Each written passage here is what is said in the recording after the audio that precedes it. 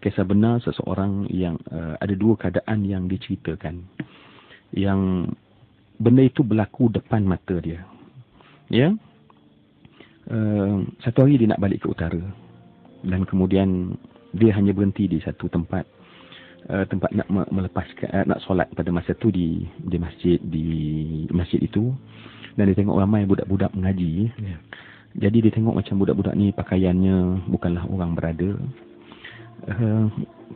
Kemudian dia pun pergi dekat dengan ramai budak-budak yang sedang makan tu.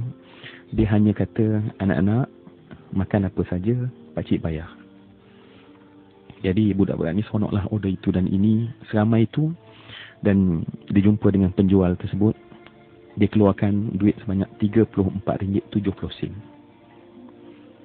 Maknanya budak-budak makan dengan begitu seronok, berlari balik ke kelas dan kemudian salam, cium tangan di dalam perasaan yang penuh gembira. Sebulan kemudian, sangat mengejutkan dia. Kenapa?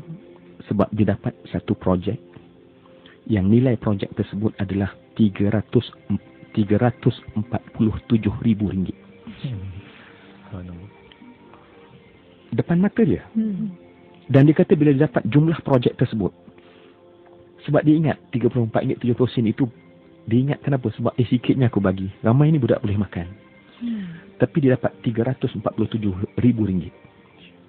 Balasan yang Masya Allah nisbahnya sangat besar.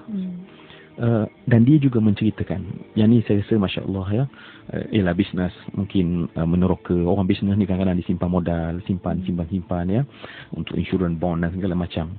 Dan biasa disimpan, dia kata dalam dia berdikit-dikit tu, dia mampu simpan pada masa tu dalam RM19,000.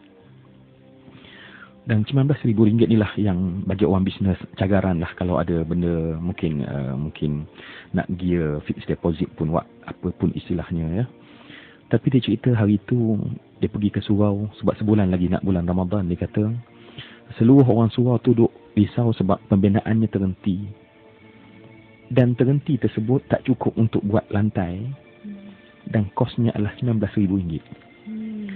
Dan dia dengar orang tu berbincang dalam keadaan susah. Dalam keadaan tu dia berdialog dalam diri. Macam arti dialog tadi. Dia kata Masya Allah, nampak susahnya orang ni. Nampak susahnya nak mendapat RM19,000, dia kata. Sedangkan dalam akaun aku, dia kata orang tak tahu tapi ada RM19,000. Dan dia kata di hujung masyarakat tu, dia kata apa dia? Okeylah tuan-tuan, jangan risau tentang RM19,000. Sebab insyaAllah hari esok kita akan dapat. Adalah hamba Allah nak bagi, dia kata. Dan kemudian dia hari esok terus ke bank. Dia keluarkan hanya tinggal RM10 dia. Balance yang untuk to make sure that yang wajib lah. yang tinggal wajib dalam akaun itu. RM19,000 dia bagikan. Dalam keadaan betul-betul dia pejam mata dia. Dia tak tahulah kalau tiba-tiba datang projek, tiba-tiba apa nak buat. Itu fikir kemudian, dia kata. Dan dia bagikan. Saya nak cerita pengalaman dia dan cerita sambil menangis. Sebulan kemudian, sebab sebelum tu dia dah masuk satu projek dan tender terbuka.